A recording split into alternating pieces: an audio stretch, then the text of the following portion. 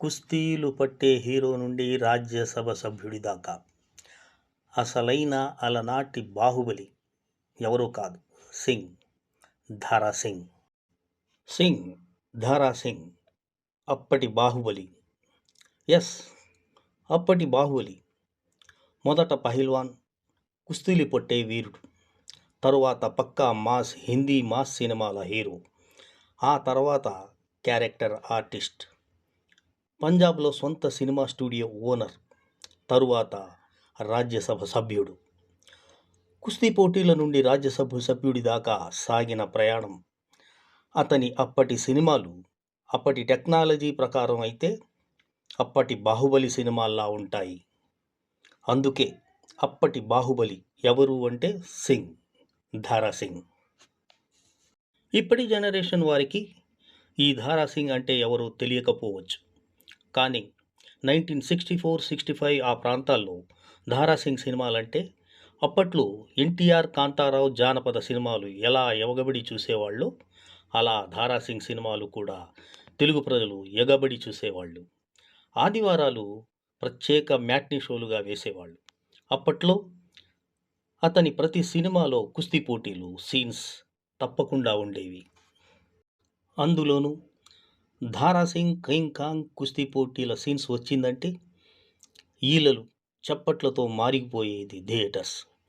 చిన్న పిల్లలతో పాటు పెద్దవాళ్ళు కూడా ఈలలు వేయటం మినహాయింపు కాదు.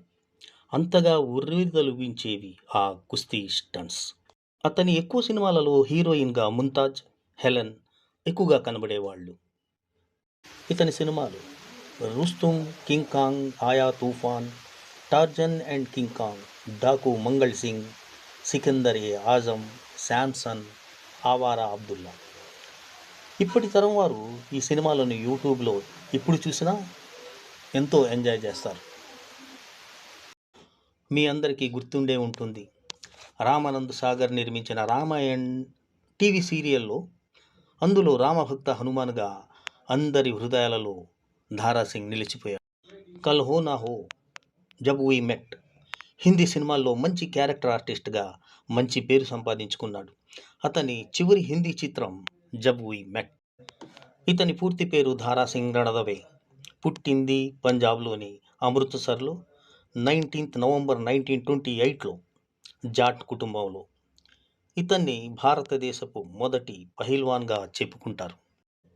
చిన్నప్పటి నుండి అతని దేహదారుఢ్యాన్ని చూసి అతనికి కుస్తీ పోటీల్లో పాల్గొనటానికి ప్రోత్సాహం లభించింది.